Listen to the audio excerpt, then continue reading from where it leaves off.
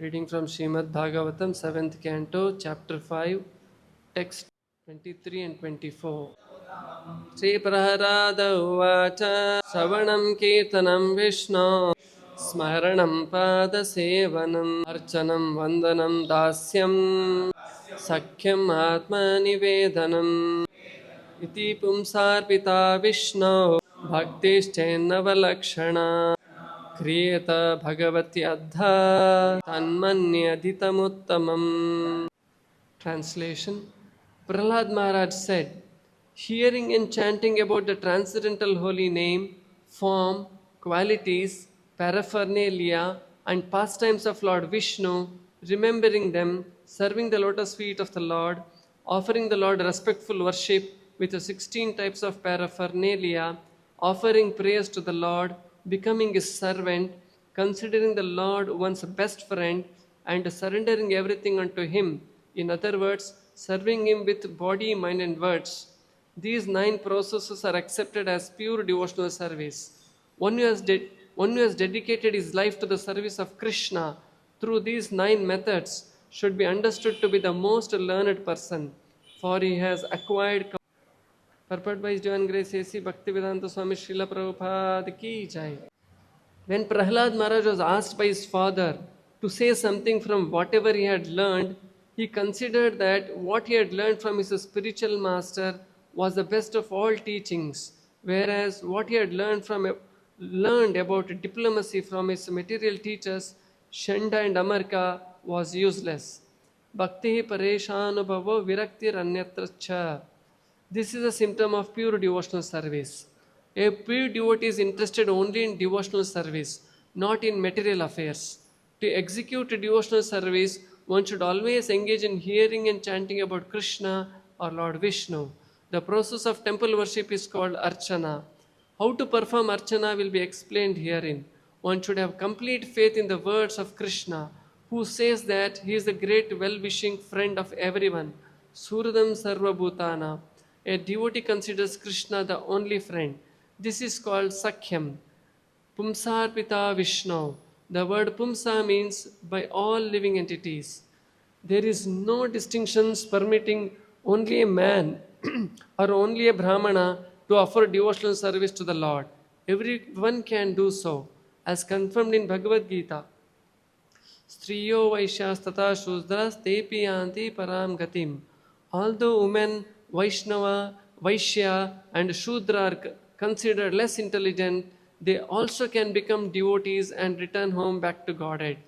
Om Ajnanatimirandasya Jnananjanashalakaya Chakshurunmilitam Mena Tasmai Shri Gurave Namaha Navavam Vishnu Padaya Krishna Presthaya Bhutale Shrimate Bhakti Vedanta Swaminiti Namine Namaste Saraswate Deve Gauravani Pracharine Nirvishesha Shunyavadi Paschyata Deshatarine Jai Shri Krishna Chaitanya Prabhu Nityananda Shri Advaita Gadadhara Shri Vasadi Gaura Bhaktaranda Hare Krishna Krishna Krishna Hare Hare Hare Rama Rama Rama Hare Hare.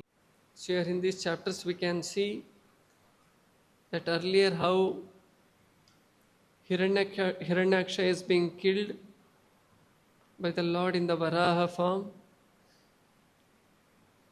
And when Hiranyaksha was being killed in this way, all the family members were crying. The mother-in-law, Diti, and his Hiranyaksha's wife, everybody, their children, all of them were crying very much. And when they were crying in this way, now somebody in the family has to pacify, right?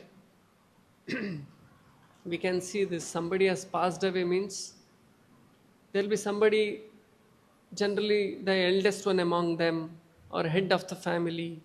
Somebody will be consoling all of them. Now Hiranyakashipu took up this task and he started consoling everybody. And when he started consoling, in fact, he started telling something similar to what is told in Bhagavad Gita. That body is temporary, Atma is eternal, one day we all have to die. Imagine, although he is a demon, he is giving this kind of knowledge.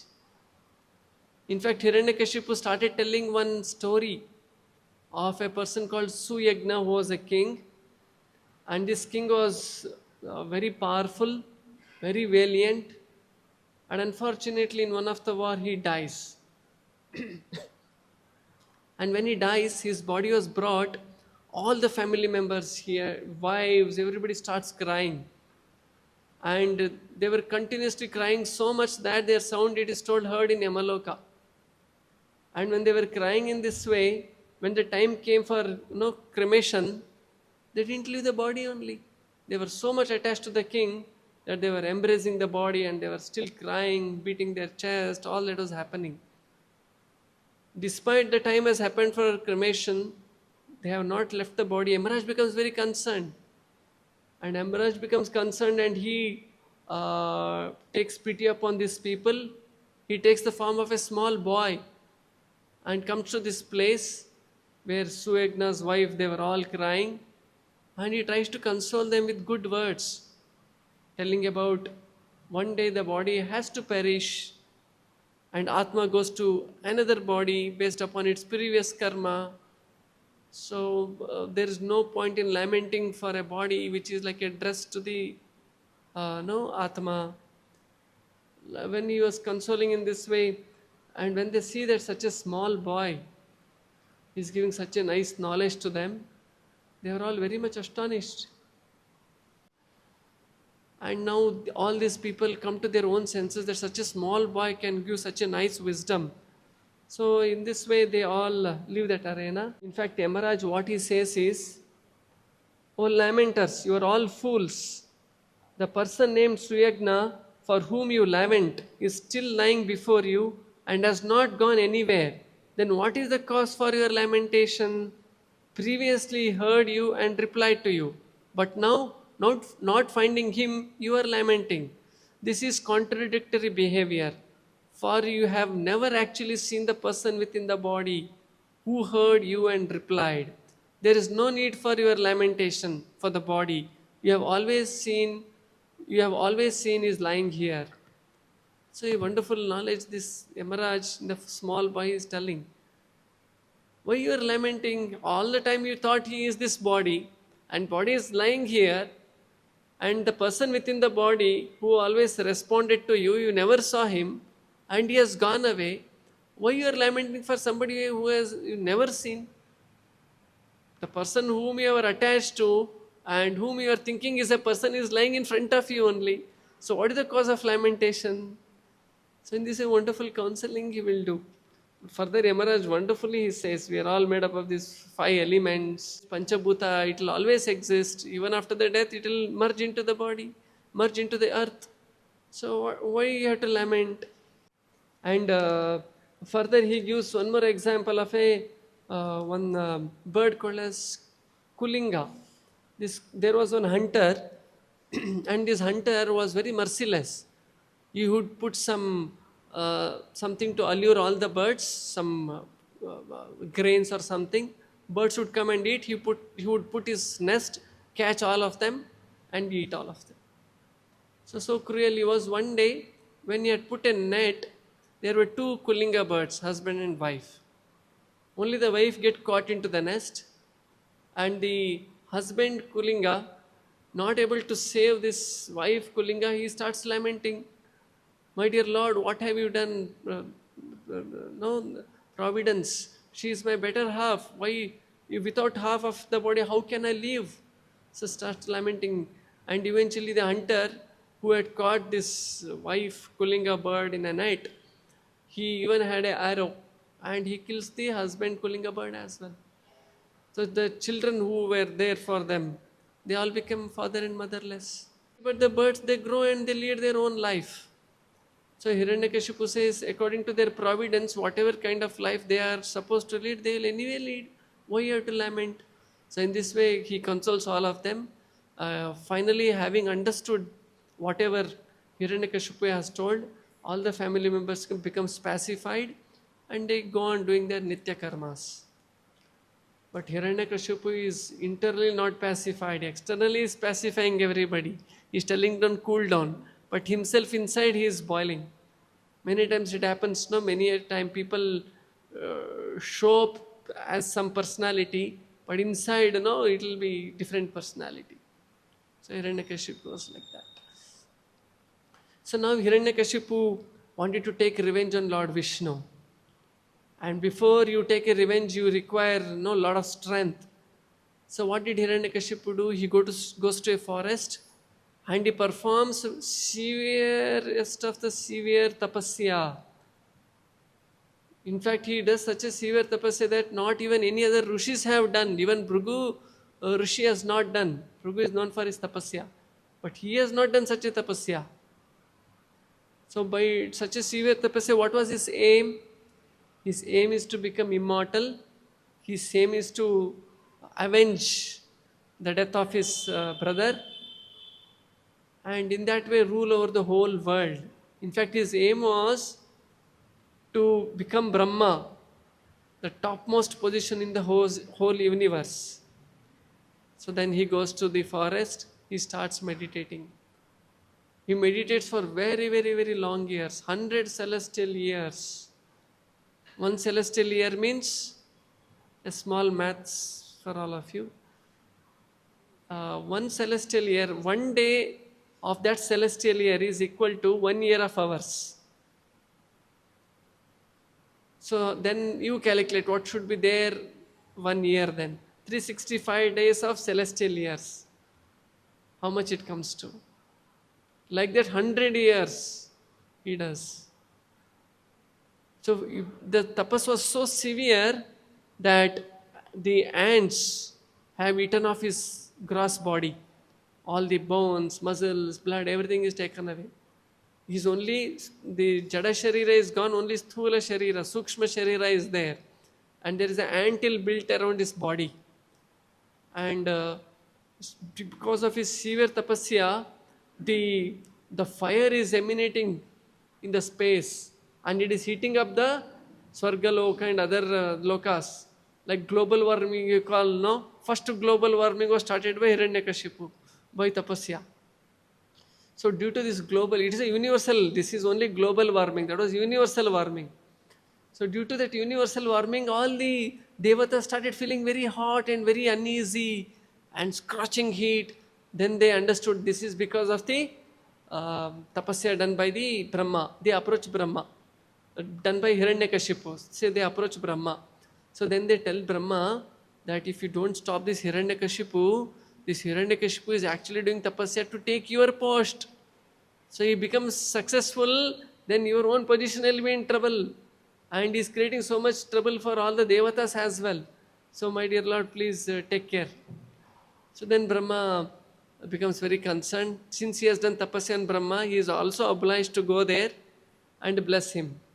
So then Brahma, when he comes to search where is Hiranyakashipu, he is not able to find Hiranyakashipu only. Because the Jada body is gone. And then Brahma, by his tapas shakti, he understands the sound is coming from here. And he understands his gross body is gone. Then he takes some water from his kamandalu, and where the anthill, from where the sound is coming, he sprinkles. Immediately Hiranyakashipu will get a very beautiful body, youthful, very strong body. The hands, his hands are so strong like elephant's trunk, like that and all. So when he gets the body, Hiranyakashipu becomes very happy and satisfied that finally after long years of his tapasya, he has achieved the success. Immediately he'll ask for a boon that I should become immortal. But then Brahma says, I myself am mortal. One day I also have to leave and go this body. Then how can I give something which I don't have? Ask something else. Then Hiranyakashipu becomes too smart that I don't want to die in the morning or don't want to die in the night. I don't want to die in the with the hands of any animal or any human. I should not die inside the house, outside the house. And so many other criteria he will put. Then Brahma laughingly he will tell, okay, tatastu. Now Hiranyakashipu, whenever his demons know they get any tapas, they get by tapasya any shakti or anything, what is the first thing they do? They go and stop all the sacrifices. They will disturb all the sages, all the Vaishnavas. So like that, Hiranyakashipu comes and he will stop all the yagnas and yagas. Wherever the sages are there, he will torture them. And in that way, by the process of stopping all these yagnas and yagas, devatas become, they don't get any their food. The process of getting the food for the devatas is doing yagnas and yagas. And through the means of the fire, the food is carried to them. Oh, now they have become, they have no food. What will they do? They start wandering here and there once again. And then Hiranyakashipu in this way starts terrorizing the whole world. First of all, first global warming, universal warming was started by him. Now universal terrorism also is started by Hiranyakashipu only. In this way disturbing all the yagnas and yagas. When these atrocities went on increasing, meanwhile he sent his son Prahlada for the school to be taught under the demons. So when the Prahlada was sent to the school and after certain training is over, he was brought back to his father. And the father took the son on his lap and he asked, what is the best knowledge you have gained through your education? Please share. Shavanam Kirtanam Vishnu Smaranam Pada Sevanam Archanam Vandanam Dasyam Sakhyam Atma Nivedanam Iti Pumsar Pita Vishnu Bhakti Stenava Lakshana Kriyata Bhagavatyadda Tanmanyaditamuttamam. Tanmanye means I think, I consider, Aditam means what I have learnt among all of them, Uttamam, the best among all of them I have learnt. I think this is the best. What is that? To worship the Lord with this Navavida Bhakti is the best. Imagine Hiranyakashipu who has declared Vishnu as his enemy, and to that effect he has done so much of tapasya, and with that power he has come back so that he can avenge Vishnu by killing him. And now his own son, who made him sit on his lap and asking what is the best thing you have learned, he is telling that serving that Lord Vishnu with Navavida Bhakti is the best thing he is telling. Hiranyakashipu is not an ordinary person, we should know the background. Hiranyakashipu was such a great demon that if he becomes very angry and just raises his eyebrow like this, all the demons will become fearful.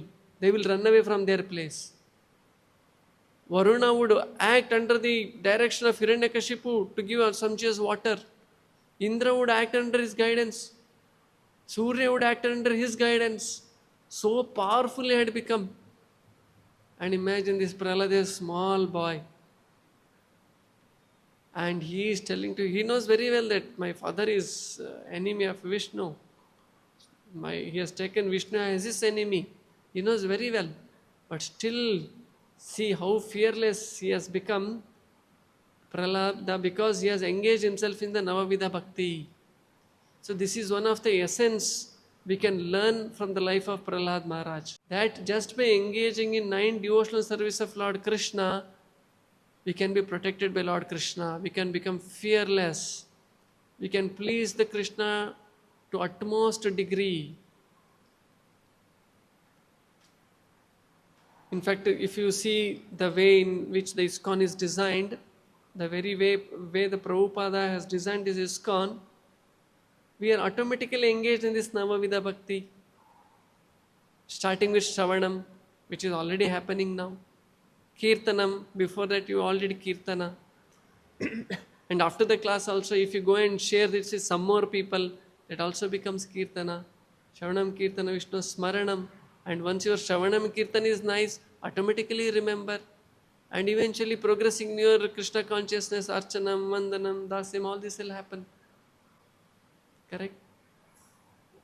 So in this way, this is the only savior for us in Kali Yuga to go back home, back to Godhead, which is that Navavida Bhakti. And this is the essence of all what Prahlad Maharaj has taught. There are so many things to be learned from the life of Prahlad Maharaj. But if you see the essence, this is the essence. But otherwise, how much we can learn, how much we can discuss about Prahlad Maharaj's Leela, it is endless. Now, when he says this, Hiranyakashipu becomes very angry.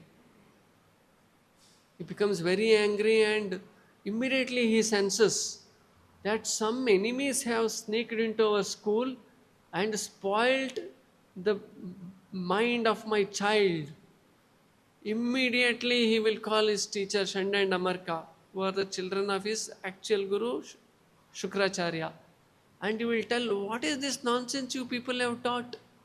He is telling about Vishnu, he is telling Shravanam Kirtanam Vishnu, ye kya hai? So he will tell like this. Many times it happens, no? That somebody takes up to Krishna consciousness, there will be so many obstacles.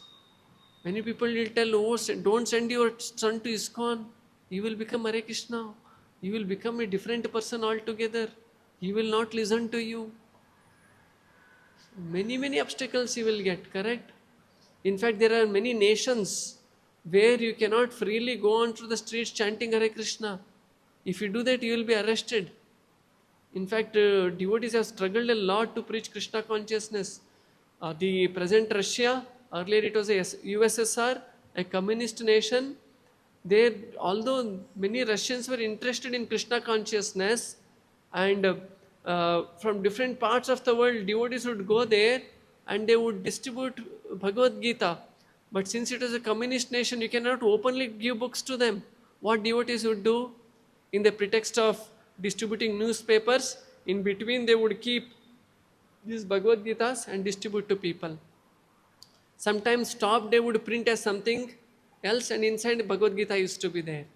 And many times devotees were caught red-handed and they were put into the jail. They were tortured many times. They were not given the food. But devotees still, one of the devotee recalls, they were put in the jail and they were tortured in this way, and their japamala, everything were taken away. Then how would devotee chant? The bread given to them, they would make a roll of it like a money, and on that they would make a japa bag, a japamala, and they would chant on those malas. So much difficulties they had undergone. Some of the devotees were tortured so much that they even passed away in the jail only. So Prabhupada has embedded his Navavidha Bhakti even in Iskcon.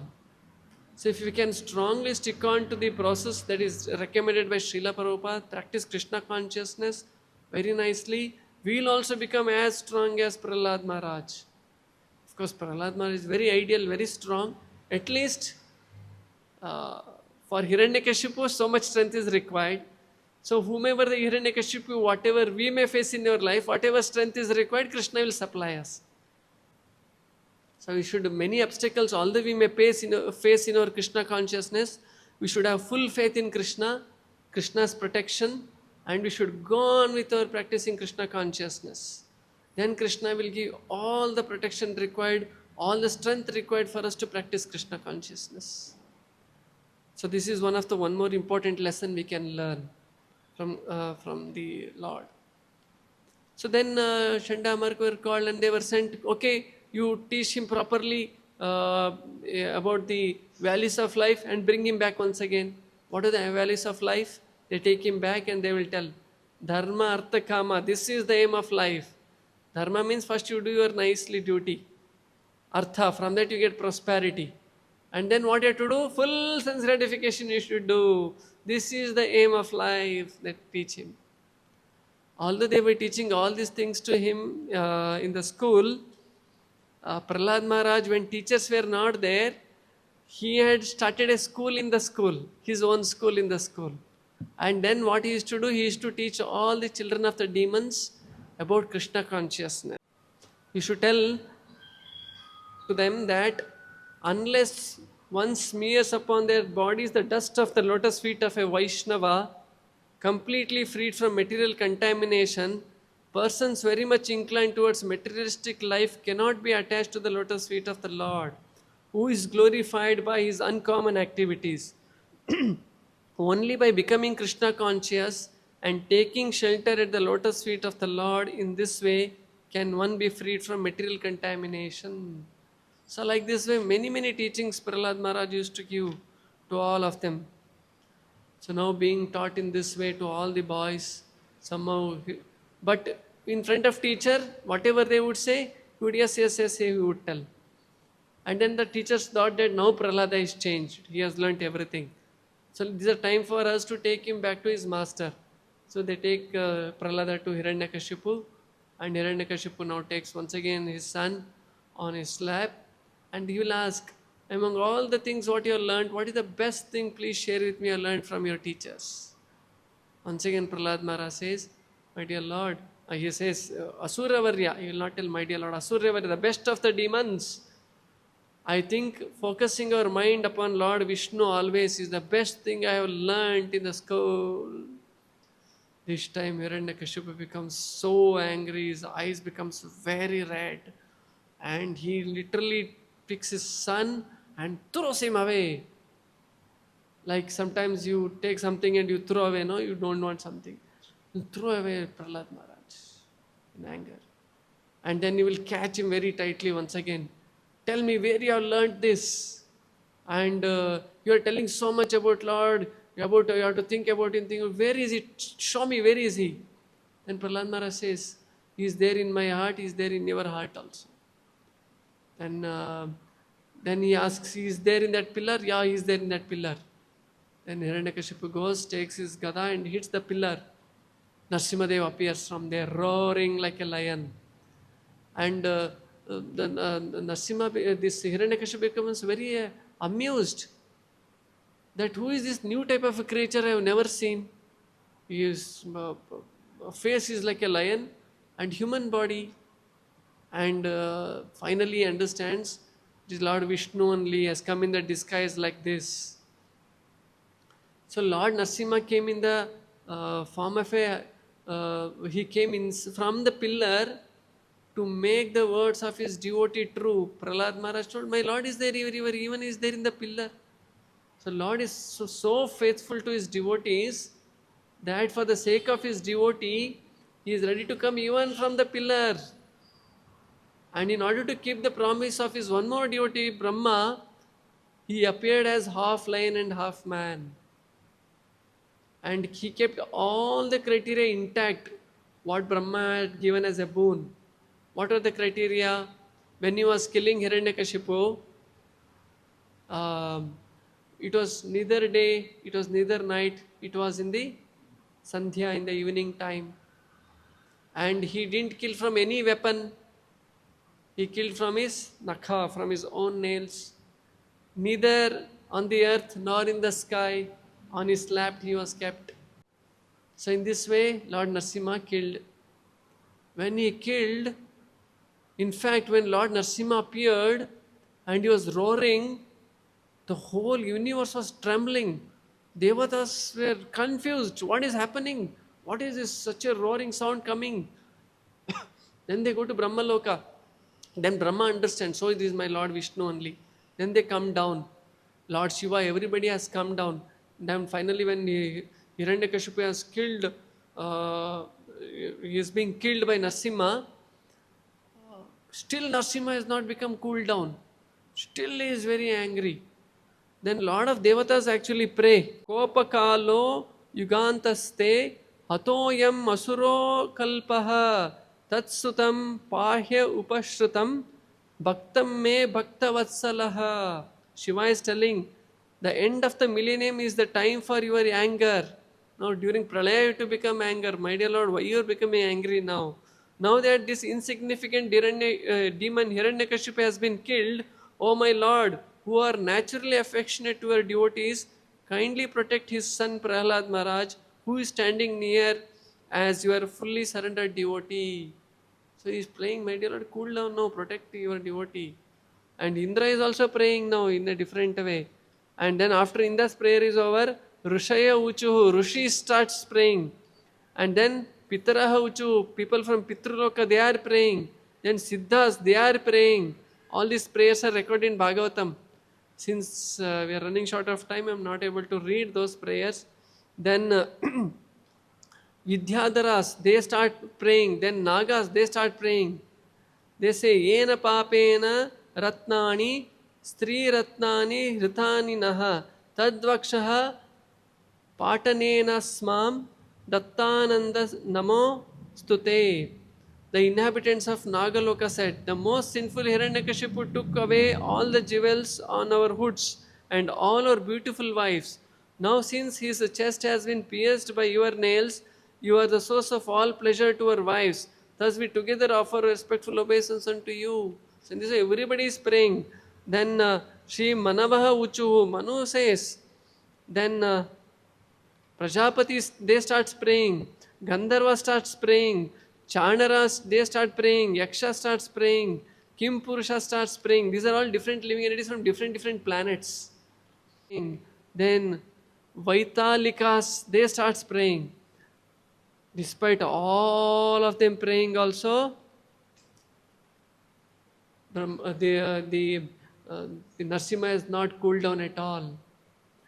Then Brahma understands that Lord Narasimha has appeared because of his devotee to protect him, and his devotee is being tortured in this way. That is why Narasimha has become angry. So cause for anger of Narasimha is Prahlada, his torture. Now who can pacify Narasimha? Same Prahlada. So Brahma comes.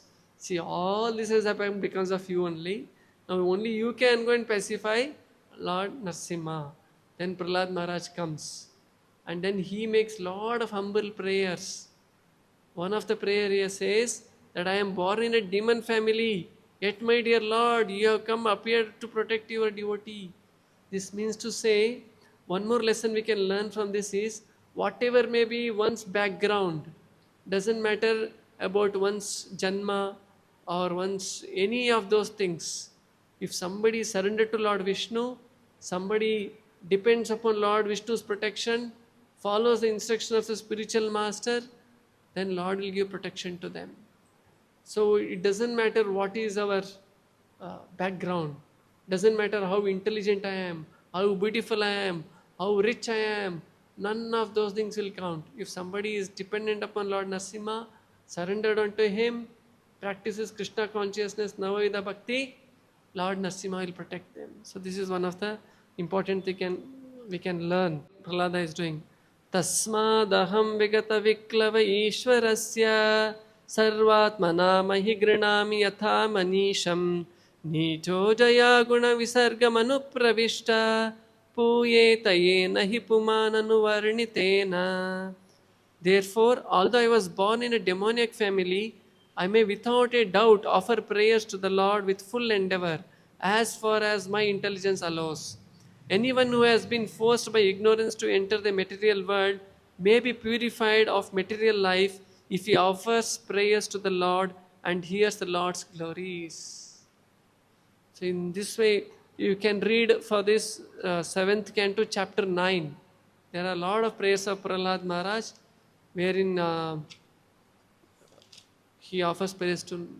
And one more lesson we can learn from the life of Prahlad Maharaj is, it doesn't matter you are young or a old or a adult, none of those things. A small boy, he is praying and Narasimha is coming to protect him.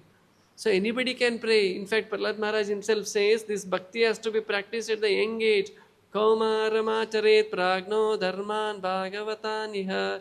He is telling that one has to start one's devotional service from the age of Kaumara at the age of 5. Generally we think in the house we are practicing Krishna consciousness, we are doing Japamala. They will tell, hey, at the young age, why you are doing? You should do all this after retirement when you become old. Now you should not do all this, they will tell. They have become old, they are only not practicing, and they are instructing us that you become old, you should practice. What is this? Actually, the truth is, these things has to be learned from the young age, just like the schooling. So learning starts from the very young age itself. Not that when I become old, now let us say, if I want to join Basilwoods, will they give admission to me? They will not give admission. Correct? Amara. So similarly, this Krishna consciousness, if you learn at the young age, you can pick up very quickly. You can see children, they so quickly learn things because the brain, the body, mind system, everything, they have enthusiasm, The brain is fresh, it's like a clean slate, everything they can quickly learn.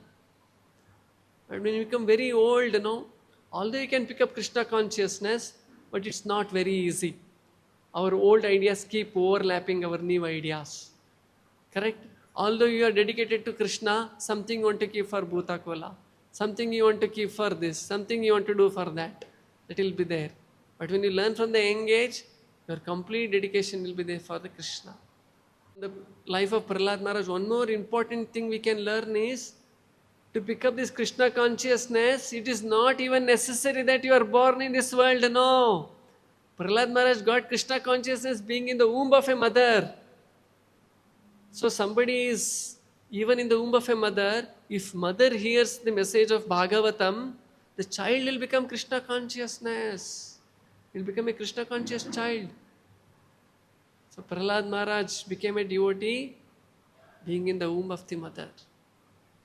That's why hearing Bhagavatam is very auspicious for everyone.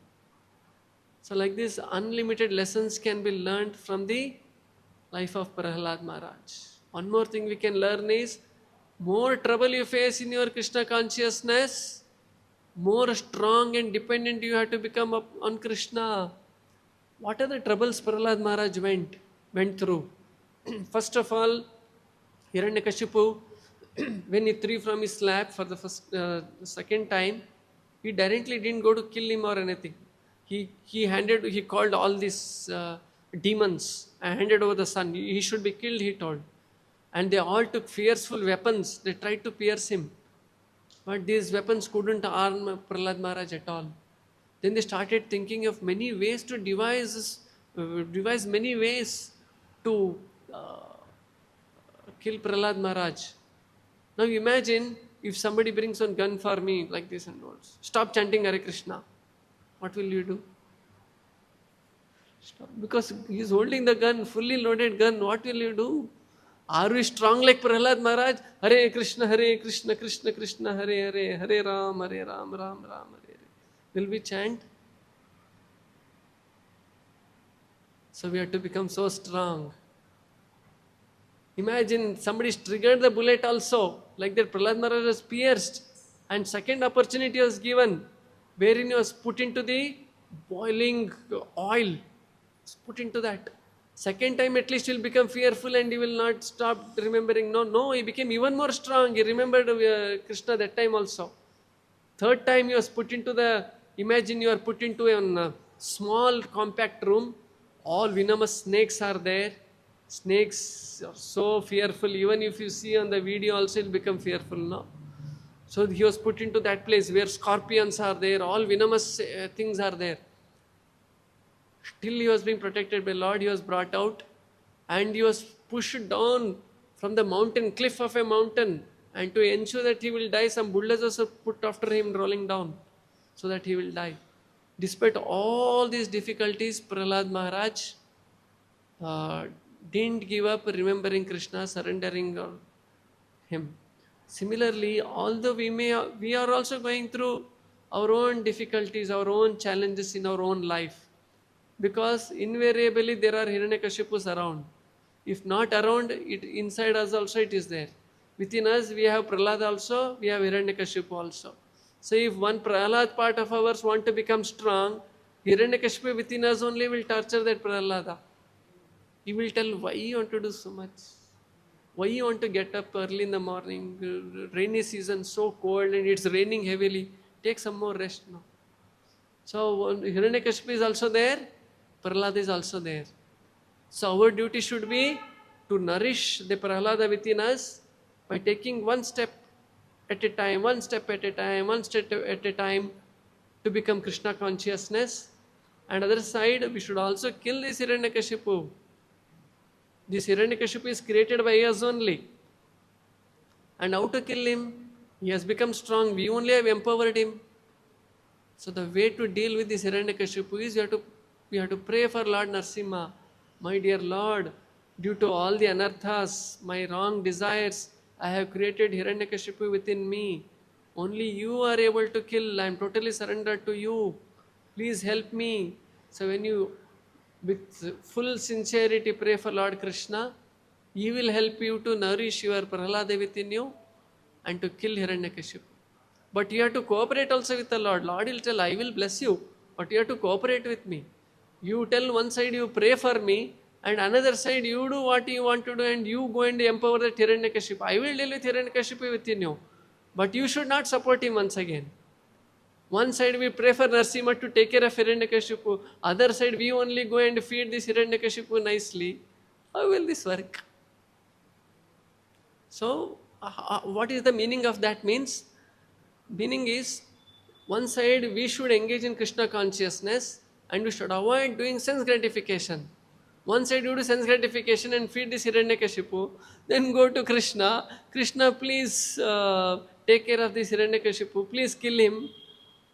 You are putting Narasimha in difficulty. Correct? So that is why we should cooperate with the Lord.